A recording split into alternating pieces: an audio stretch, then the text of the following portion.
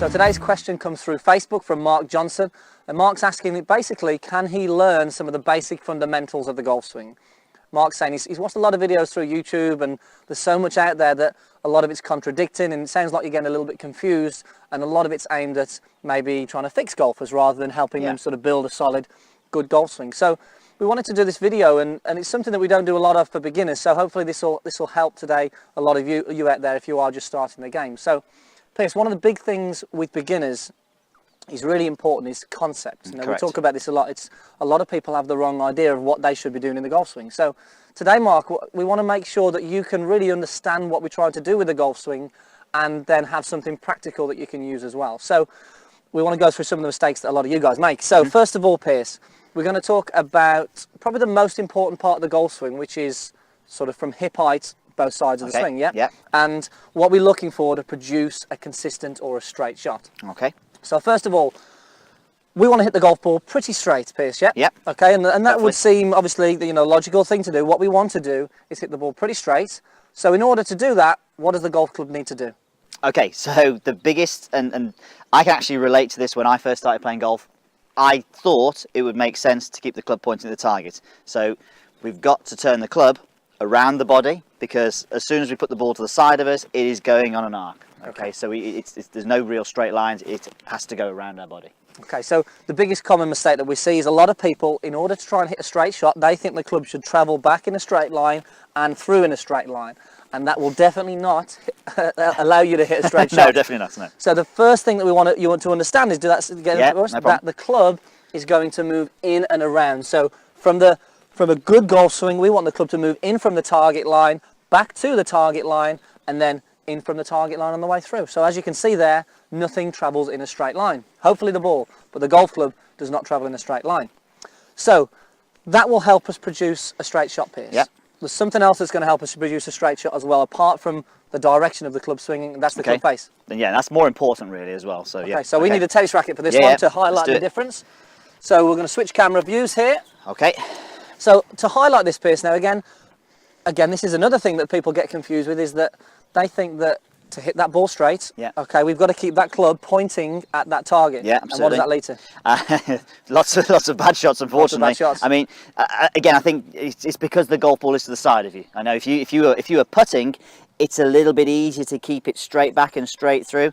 Again, there's lots of different putting methods out there, but as soon as we put the ball further away from us, then this is why a lot of people struggle with the driver, I think, when they first start, is because the concept of turning isn't correct. So using this tennis racket here, we've got the cover on still. So if you notice, when I get back to the waist high position we were talking about at the beginning of the video, we can see the cover there.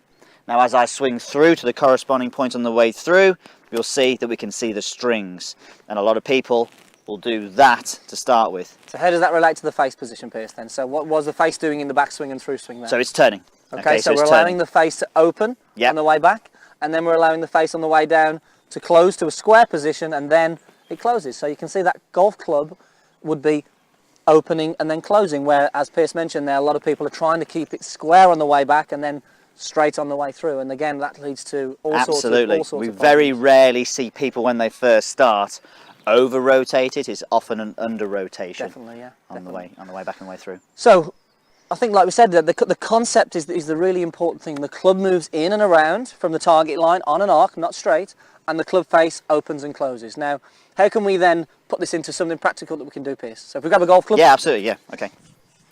I mean, one of the biggest problems we have with coaching, sometimes we get too complicated, but I do think it's important to have these checkpoints. So I think a great thing that I like to get people to do when they're first starting is to allow the club to turn, but at this waist high position, the leading edge or the toe of the golf club, we want it pointing up, and on the way through, again corresponding, we want it pointing up. I think that's a really useful checkpoint, because people can do that in mini swings. So they can stand here, do this, and actually hit some shots doing this. And what tends to happen, they turn the club, but they get used to knowing how to turn the body as well. I think that's really important. And working on this part of the golf swing is this is the most important. This is where we're going to hit the golf ball, okay? So if we can work on this and then maybe extend as we get better and better and more comfortable with this, it's going to help. That's just going to increase the power. But certainly allowing the club to open and close through the right position and the club to move in and around the body is going to have a big effect on your consistency, Piers. Absolutely, and I know that this is for Mark, who's just maybe starting in the game, but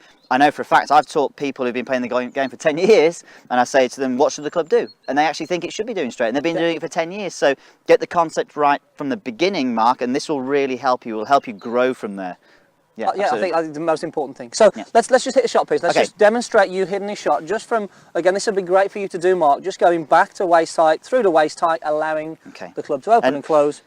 Absolutely. Now I've got the driver here now, and I really do get people to start with. I can hit it 20 yards. Yeah. And I think it's you know, do it as simply as that. And it's really hard to hit the ball soft to start with. But especially with the driver, you certainly want to give it a rip with the driver. Yeah, definitely. Yeah, usually do. But yeah, so on this one, literally, I'm going to get the club, turn it, and that's gone about 20 yards. Now it might seem like a really, it might seem almost too soft that, but for me, it's a fantastic way to learn those positions. When you feel comfortable you're doing that, then put the power in. Great. So, Mark, I think the most important thing you can take out today is concept. You know, we want to make sure that you understand what that golf club should be doing. If you understand that, that's going to have a massive impact on the learning and what you do in your golf swing. So,